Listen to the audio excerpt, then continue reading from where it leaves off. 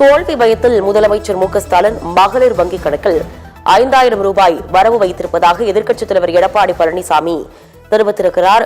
முதலமைச்சர் மு.க.ஸ்டாலின் மகளிர் உரிமை தொகையில் 3 மாதங்களுக்கு சேர்த்து 3000, கோடைகால சிறப்பு தொகையாக 2000 ரூபாய் சேர்த்து மொத்தமாக 5000 ரூபாய் மகளிர் உரிமை தொகை பயனர்களுக்கு வரவு வைத்ததை தொடர்ந்து இது தொடர்பாக தவிக தலைவர் விஜய் விமர்சனம் செய்திருந்தார்.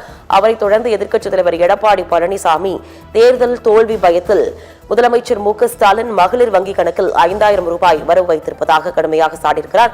2024-25 ஆண்டுகளில் கோடையே வரவில்லையா என்றும் 2000 கூடுதலாக வழங்கியது குறித்தும் விமர்சனத்தை முன்வைத்திருக்கிறார். இது தொடர்பாக தவிக தலைவர் விஜயும் இதேபோன்ற கேள்விகளை முன்வைத்திருந்தார். இதற்கு முன்னதாக கோடை காலங்களே வரவில்லையா என்று தெரிவித்ததை தொடர்ந்து தற்பொழுது எதிர்க்கட்சித் தலைவர் எடப்பாடி பழனிசாமி 2024-25 ஆண்டுகளில் கோடை காலமே வரவில்லையா என்றும் தெரிவித்திருக்கிறார். தோல்வி பயத்தில் முதலமைச்சர் மு.க.ஸ்டாலின் இதுபோன்ற செயல்களில் ஈடுபட்டு வருவதாகவும் தெரிவித்திருக்கிறார்.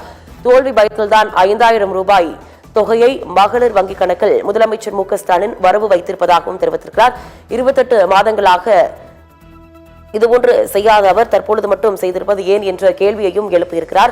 2024-25 ஆண்டுகளில் கோடையே வரவில்லையா என்று தெரிவித்திருக்கக்கூடிய எதிர்க்கட்சித் தலைவர் எடப்பாடி பழனிசாமி தோல்வி பயத்திலேயே முதலமைச்சர் 5000 ரூபாய் தொகையை வரவு வைத்திருப்பதாக தெரிவித்திருக்கிறார். மகளிர் உரிமை தொகை திட்டத்தை யாரும் முடக்காத போதே தோல்வி பயத்தில் என்னென்ன செய்கிறார் முதலமைச்சர் மு.க.ஸ்டாலின் என்று தனது அதிகாரப்பூர்வ எக்ஸ் வலைதள பக்கத்தில் பதிவொன்றை பதிவேற்றம் செய்திருக்கிறார்.